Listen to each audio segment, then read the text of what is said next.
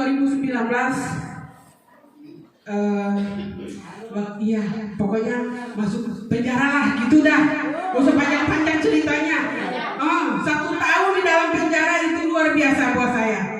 Kalau dikata terpuruk, memang luar biasa terpuruk, karena saya harus di dalam penjara, suami saya itu 700.000, saya harus punya uang untuk ngantar setiap minggunya, untuk uang keamanannya, kebersihannya, uang makannya, itu setiap minggu. Nah, saya berjuang bagaimana cara mendapatkan uang itu 1 minggu itu luar biasa Bapak Ibu. Saya padahal tidak punya kemampuan apa-apa, saya cuma guru PAUD tadinya. Tetapi guru PAUD itu tutup gara-gara memang tidak punya lagi waktu untuk ngurus suami gitu. Akhirnya saya PAUD tutup. Dan saya jual nasi uduk Bapak Ibu untuk mempertahankan hidup saya dan anak saya 3. Itu luar biasa saya jual nasi uduk, jual ikan pepes, jual apa saja yang penting menghasilkan uang buat keperluan anak saya. Dan alhamdulillah tertutup. Tetapi tidak ada untuk menjadi punya harapan bisa hidup lebih baik, itu tidak ada Bapak Ibu. Dan suami saya keluar dalam 1 tahun penjara itu, keluar utang numpuk untuk bayar pengacara, untuk bayar ini, bayar itu, tahu sendiri Bapak Ibu ya. Kalau di dalam penjara itu suami pokoknya gimana lah gitu.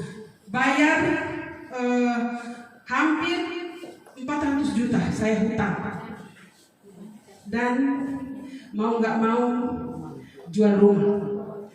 Dan saya kembali ngontrak yang tadinya punya rumah, punya mobil, punya ini segala macam, terpuruk. Dan alhamdulillahnya saya di pagi yang sangat luar biasa itu setelah sholat subuh saya bertemu dengan Pak Joli Aritonang. Tepuk tangan dulu buat beliau. Kalau bagi saya dialah malaikat buat saya. Di pagi itu saya dikasih tahu sama Pak Joli untuk ikut training pupuk Bapak Ibu. Bukan untuk ikut bisnis. Saya tidak mengenal bisnis. Saya tidak tahu bisnis. Saya tidak mengerti bisnis. Tetapi Pak Joli bilang apa sama saya waktu itu, sama suami saya? Mau kemana? Mau jalan pagi Pak, karena memang mental suami saya waktu itu tuh tidak ada mental, tidak ada keberanian, tidak ada lagi keinginan untuk keluar rumah, itu tidak ada. Patah semangat betul.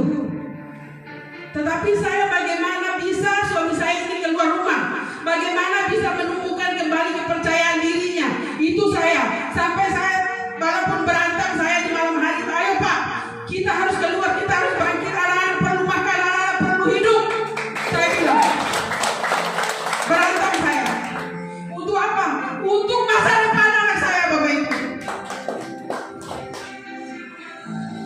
Sampai pada waktu itu suami saya bilang, sabar ya, kamu sama anak-anak.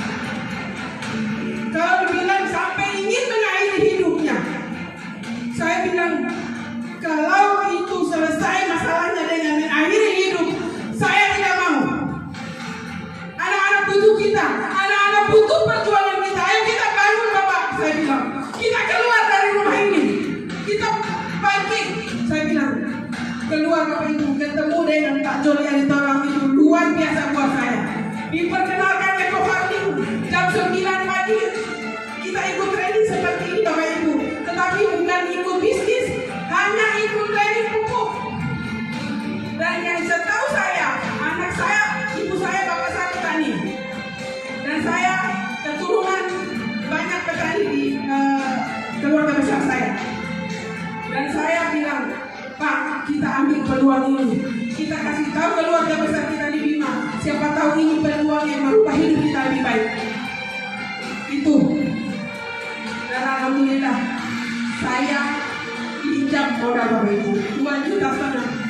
Saya pinjam uangnya, nggak punya uang. Bagaimana saya bisa beli pupuk dan saya ingin buktikan bahwa pupuk ini bagus. Itu awalnya. Dan saya kirim ke Bima Bapak Ibu. Kirim ke Bima dan luar biasa. Sebulan kemudian dikasih tahu sama ibu saya, padi kita yang paling bagus, paling hijau katanya. Sebulan kemudian dikasih tahu bahwa hasilnya yang tadinya biasa